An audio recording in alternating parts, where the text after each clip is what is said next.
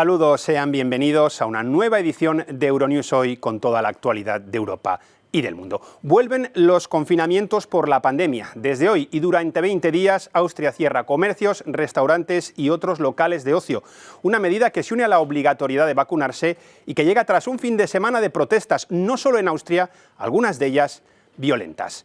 Fin de semana electoral en Latinoamérica. En Chile, la segunda ronda de las presidenciales se enfrentará a los dos extremos del arco político. Y en Venezuela, victoria del chavismo en las regionales, en las que por primera vez en varios años participó la oposición, eso sí, muy desunida. Desde Estados Unidos nos llegan estas imágenes: un atropello mortal en un desfile navideño en Wisconsin. Un todoterreno rojo se lanzó contra los participantes, dejando un saldo de 5 muertos y más de 40 heridos. El conductor ha sido detenido. Además, conoceremos la última hora de la tensión migratoria en la frontera entre Polonia y Bielorrusia. Allí hemos encontrado unos emigrantes cubanos atrapados mientras tratan de llegar a la Unión Europea. Y en deportes, vergüenza en Francia con la suspensión del partido entre el Olympique de Lyon y el Olympique de Marsella, después de que un jugador de los marselleses fuese objeto de un botellazo. Arrancamos ya y lo hacemos como siempre con nuestros titulares. Austria comienza su nuevo confinamiento general de 20 días en víspera de vacaciones navideñas, cerrando comercios, restaurantes y mercados festivos. El ultraderechista admirador del dictador Pinochet, José Antonio Cast, gana la primera vuelta en Chile. Se enfrentará en la segunda vuelta con el izquierdista Gabriel Boric. Manifestación en Polonia para apoyar a la Guardia Fronteriza polaca, que hace frente a una crisis migratoria que ha pasado a ser itinerante. En vísperas de las vacaciones de Navidad, Austria cerró este lunes sus comercios, restaurantes y mercados festivos, empezando así el nuevo confinamiento general que se espera que finalice el 13 de diciembre. Un decreto que suscitó diferentes reacciones, desde los que salieron a protestar hasta los que se resignan a quedarse en casa. Por supuesto que estoy molesta. Ya estaba lista para Navidad y me hubiera encantado ir a los mercados navideños, pero no tiene remedio.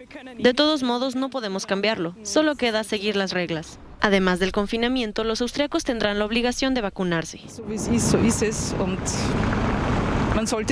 Es lo que es. Deberíamos implementar la vacunación obligatoria inmediatamente. En el pasado era así. Cuando era niña me vacunaron en la escuela sin que mi madre tuviera que firmar algo, sin que me lo pidieran. Todos sobrevivimos. El gobierno falló un poco en este caso, pero no se puede culpar al gobierno de todo. Si la gente no es razonable, simplemente no lo es. Las escuelas están abiertas durante este cierre y siguen ofreciendo clases como de costumbre. Sin embargo, los padres tienen la opción de dejar que sus hijos asistan a la escuela o dejar que aprendan virtualmente desde casa.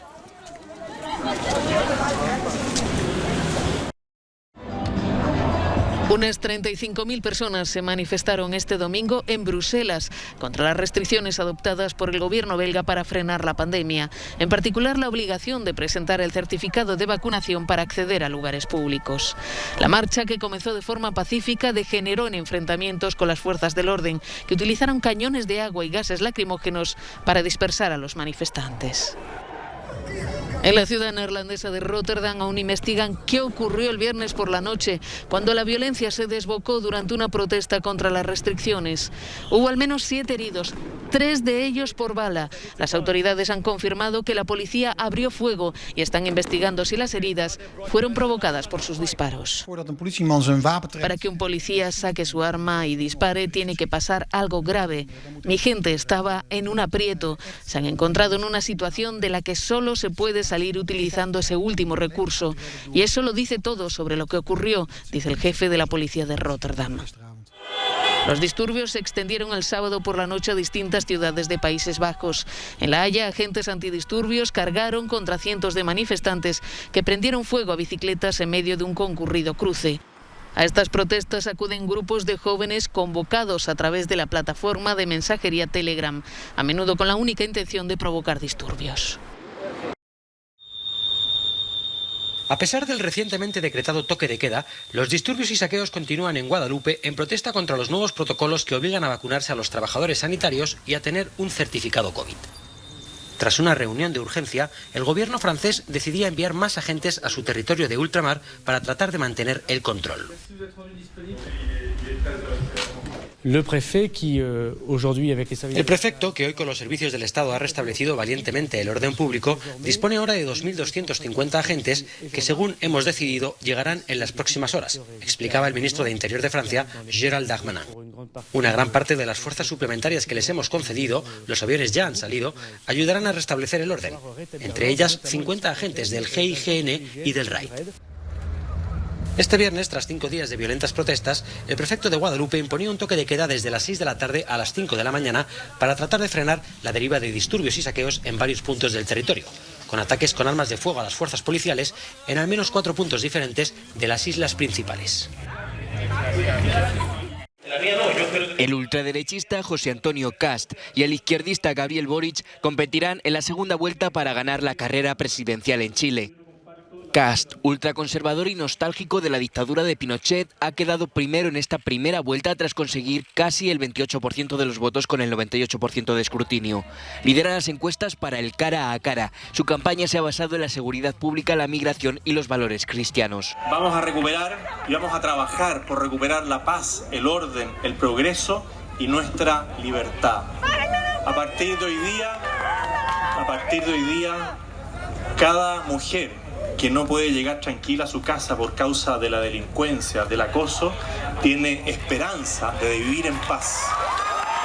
Gabriel Boric, que aglutina el 25,7% de los votos, es diametralmente opuesto a Cast. Su programa económico se centra en ampliar el estado del bienestar. Las enormes desigualdades del sistema chileno fueron el principal motivo de las masivas protestas en Chile, que acabaron en un nuevo proceso constituyente. La decisión que enfrentaremos el 19 de diciembre es una sola. O avanzamos hacia un Chile más inclusivo, más generoso, más preocupado de los suyos, sin que nadie se quede atrás, o seguimos en la lógica del rechazo, de la exclusión y de los privilegios contra los cuales Chile se levantó. Ante una posible campaña muy dividida en el país, el presidente saliente de Chile, Sebastián Piñera, ha pedido moderación, responsabilidad y que no haya polarización y populismo. Sentidamente a José Antonio Cast y a Gabriel Boric. Las fuerzas revolucionarias hemos ganado 21, incluyendo la capital de la República Bolivariana de Venezuela, Caracas, de 24 a 21. El chavismo ha consolidado este domingo su poder en Venezuela, al ganar en 20 de los 23 estados del país, además del Distrito Federal de Caracas. Faltan los resultados del resto de ciudades. En los comicios votó el 41,8% del censo. Tras conocer los resultados, el presidente Nicolás Maduro pidió respeto y celebró la victoria de su partido. ¡Que viva la patria!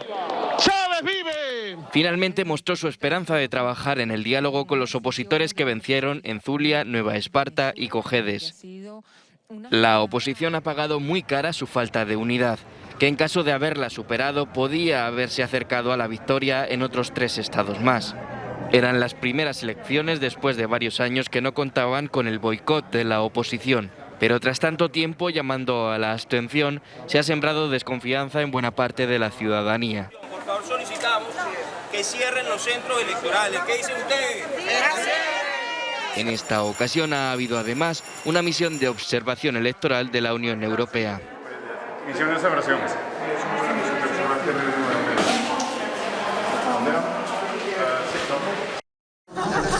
Rumen Radev, reelegido presidente de Bulgaria según las encuestas a pie de urna. Este expiloto de las fuerzas aéreas, erigido en líder de la lucha contra la corrupción, habría obtenido el 65% de los votos en la segunda vuelta de los comicios de este domingo. Su rival Anastas Gertsikov se habría hecho con el 32%. El rector de la Universidad de Sofía ha reconocido rápidamente su derrota, aunque acusando a Radev de haber hecho que todo el aparato del Estado trabajara a su favor. Los resultados oficiales se conocerán a lo largo de este lunes. Gertsikov era apoyado por el partido GERB del ex primer ministro Boiko Borisov, acusado de corrupción. A Radev, en cambio, lo han respaldado numerosas formaciones políticas y organizaciones sociales, entre ellas el partido ganador de las legislativas de la semana pasada, Continuamos el Cambio. Estas son las cuartas elecciones en menos de un año. Se calcula una participación inferior al 34%, la más baja desde la transición a la democracia de 1989. Decenas de personas se manifestaron el domingo en la ciudad polaca de Białystok, cerca de la frontera con Bielorrusia, para apoyar a los guardias fronterizos en medio de la crisis migratoria que atraviesa el país. Responden así a las manifestaciones de activistas del sábado que reclamaban al gobierno polaco que ayudara a los migrantes. El primer ministro polaco, Mateusz Morawiecki, se ha reunido este domingo con representantes de las 3 repúblicas bálticas vecinas, con el objetivo de recabar su apoyo. En las últimas 40 horas, Lukashenko ha transportado a los migrantes directamente desde la frontera polaca a centros logísticos situados a pocos kilómetros de la frontera con Letonia. Este hecho demuestra perfectamente que estas personas son un mero instrumento para las autoridades de Minsk. Mientras tanto, cientos de migrantes esperan su turno para cruzar la frontera o ser repatriados en un almacén cercano al puesto de control de Brudki. En este lugar, el régimen bielorruso quiere demostrar que se ocupa de ellos. Les proporciona alojamiento, comida y bebida. Sin embargo, Polonia denuncia que los migrantes siguen intentando cruzar la frontera y sus guardias fronterizos continúan vigilando y patrullando la verja día y noche. En la frontera entre Bielorrusia y Polonia no solo hay kurdos iraquíes, sirios o afganos. Un grupo de migrantes cubanos también se ha encontrado atrapado en el punto más caliente de Europa. Son 7, todos han llegado aquí a través de Rusia, uno de los pocos países para los que no necesitan visado. Afirman que les engañaron diciendo que era fácil llegar a Alemania por esta vía, hasta que descubrieron la realidad. Es muy difícil cruzar la frontera de Polonia. Y cada vez que la cruzas Polonia te coge y te tiran por medio y te están peloteando.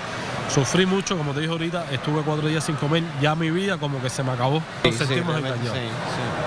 Nos sentimos engañados. Y ahora aquí estamos a ver qué sucede con la emigración, a ver si nos dan, Europa nos da el asilo político. Los 7 cubanos son una minoría entre los miles de migrantes que se encuentran en esta situación, sin saber si el régimen bielorruso de Alexander Lukashenko piensa seguir utilizándolos como arma de presión ante la Unión Europea o si serán devueltos a sus países de origen. En el contexto de la actual ola migratoria récord hacia Estados Unidos, México ha descubierto a 600 migrantes hacinados en 2 camiones en Veracruz, en el sureste del país.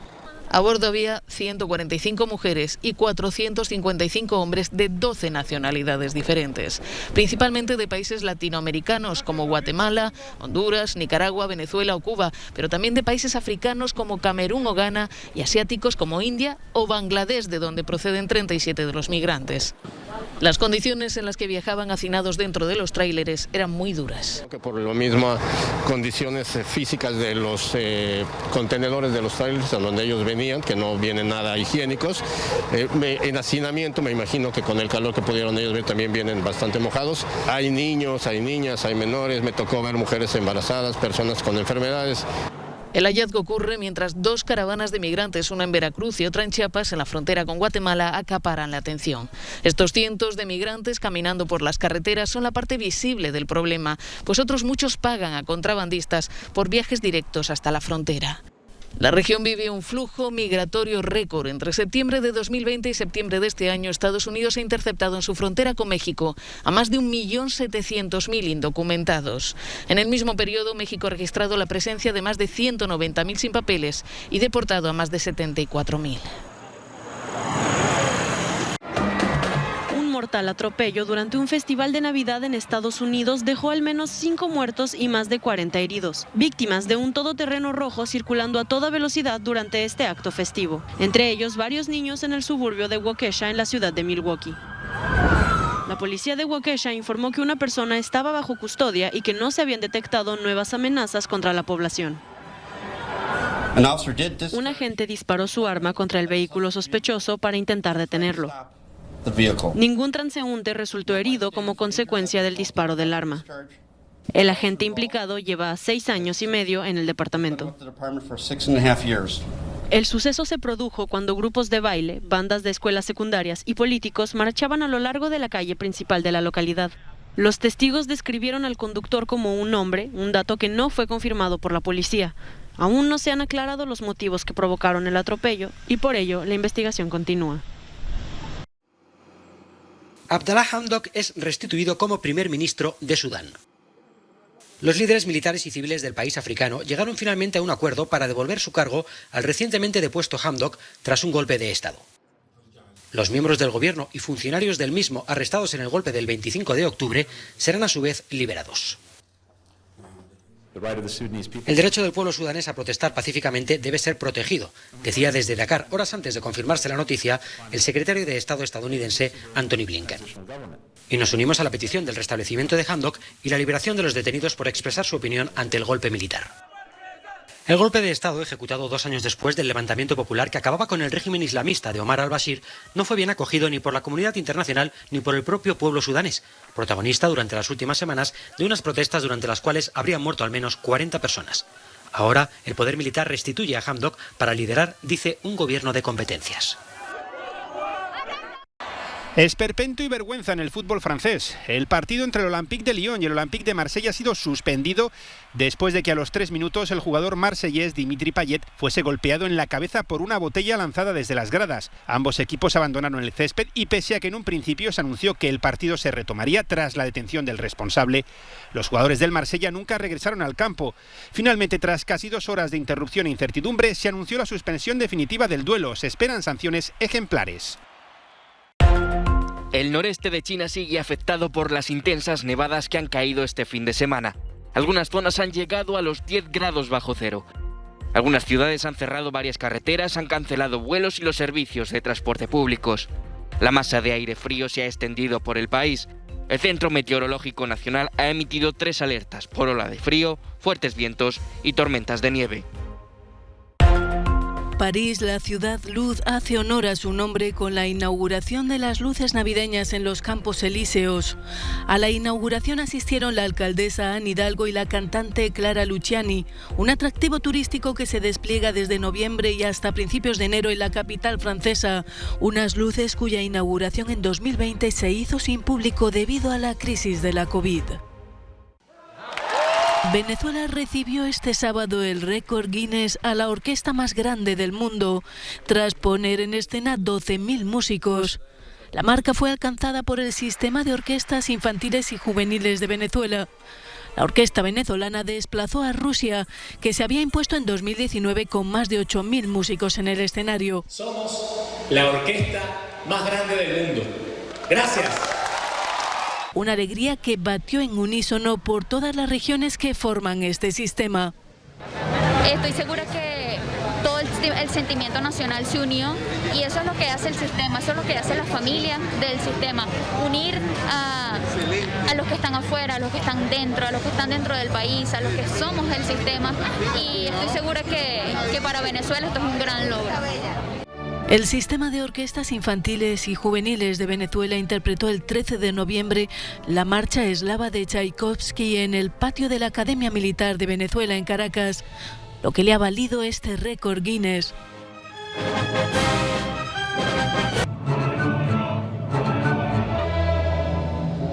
Unos 12.000 músicos venezolanos, incluyendo niños de 12 años hasta adultos, integrantes de la orquesta Simón Bolívar, tocaron bajo la batuta del maestro Andrés Ascanio.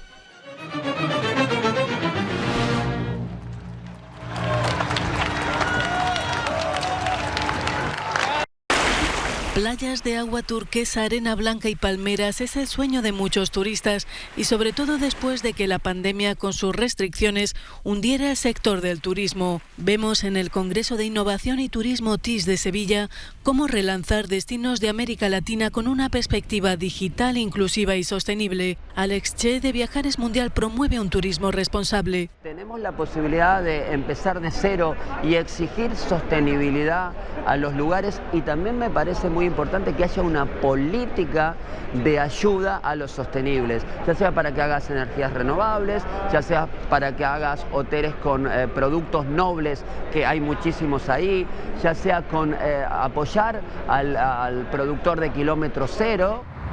2 destinos en América Latina, Medellín en Colombia, que se define como ecociudad, y el Caribe mexicano, líder en la región, con un plan de desarrollo sustentable para 2030. Es una ciudad en la cual se puede reconocer todo lo que es el arte urbano, todo lo que es la cultura alrededor del arte urbano, el hip hop, el reggaetón, el graffiti. Además es una ciudad que tiene un entorno natural donde uno de nuestros principales atractivos es el territorio Arví, es un parque abierto que las personas pueden caminar, que pueden montar en bicicleta. Somos una ciudad que le hace una gran apuesta a todo el tema de movilidad sostenible. Nosotros abrimos puertas al turismo el 8 de junio del 2020, es decir, al mes de octubre de este año ya hemos recibido 11.800.000 pasajeros. Hoy tenemos entre 220 y 240 vuelos llegando todos los días, en promedio, con picos hasta 280, de los cuales 60% de estos vuelos provienen son vuelos internacionales. LATAM Airlines plantea su estrategia en materia de sostenibilidad con los programas Avión Solidario y CO2 Bio. Además, desarrollan proyectos en Brasil, Colombia, Ecuador y Chile. Pensamos emisiones, desarrollamos proyectos propios en los países donde operamos para preservar proyectos icónicos de la naturaleza suramericana. Suramérica tiene un potencial enorme y una biodiversidad la más grande, la más importante del mundo, y queremos contribuir a preservarlo y poder compensar nuestras emisiones por ahí. Apostando por aviones de hidrógeno verde, energías renovables y cero emisiones, el turismo se lanza al desafío de un nuevo horizonte sostenible. Hasta aquí llega esta edición de Euronews Hoy. Gracias por acompañarnos. Ya saben que pueden seguir informándose en nuestros boletines televisivos y nuestras plataformas digitales. Les dejamos con el no comment del día. Estas imágenes insólitas de la migración de millones de cangrejos rojos en la isla de Navidad. Pasen un excelente lunes.